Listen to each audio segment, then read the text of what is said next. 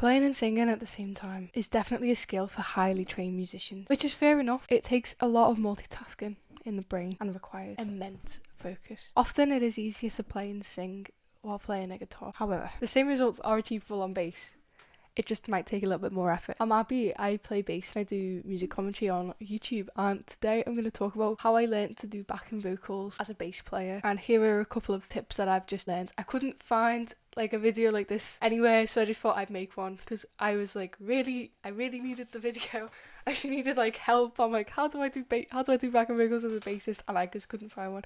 So here's the video. I hope it helps at least someone. Firstly, learn how to sing. I'm not saying that you have to be the next Whitney Houston, right? The bar's literally on the floor. But you have to be able to do 3 things. Sing from memory, sing in time, sing in key. I've never personally had any form of vocal training, but I've been an avid member of choirs since I was little in school. And I was also consider myself a professional opera singer in the shower. I learned mainly through watching YouTube videos, specifically how to sing for beginners by Take Lessons and Vocal Control by Ramsey Voice Studio. I will link both of those really helpful videos in the description if you'd like to check them off yourself. I also learned how to sing just by singing with my favourite songs in the background and then attempting covers on the acoustic guitar. I kept it fun and made sure to not take it too seriously, just because I feel like the easiest way to learn is through play and having fun. Secondly, you need to make sure you're comfortable with your musical parts. You should be able to play it from any point in the passage without thinking, from a lovely thing called muscle memory.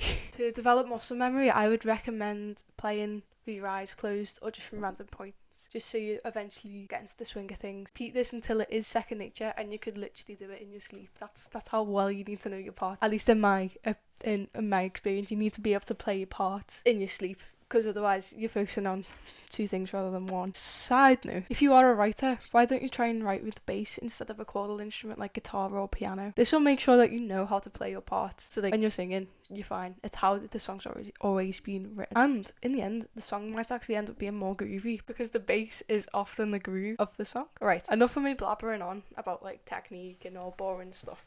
Here's an actual example of how I learned how to do backing vocals as a bass player. This is an original track from the band I'm in called Visa Anxiety. So you should definitely check them out, by the way, if you don't already. Here is the isolated bass part. And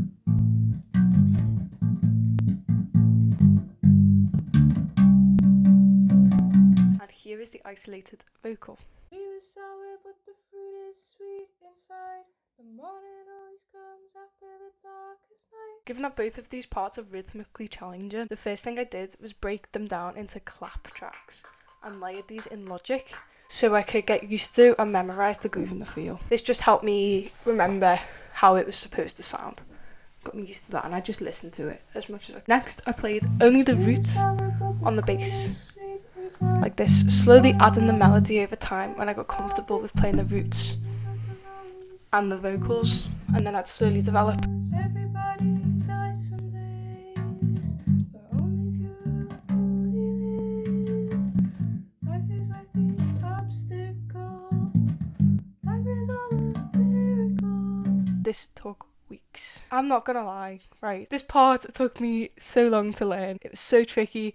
And I even considered giving up, but I'm stubborn, so that did not happen. But I feel like the method of breaking it down can be applied to any future tracks that you need to learn. In terms of confidence, one suggestion I cannot fault are open mic nights. If you mess up, it's not the end of the world. It's an open mic. It's there for you to experiment with playing live and get comfortable playing live with your band or by yourself. I would 100% recommend them. Try and find some open mics in like in local bars, because like the atmosphere is so casual, and you'd rather mess up at an open mic than at one of your gigs. Eventually, it will be second nature being able to sing and play at the same time.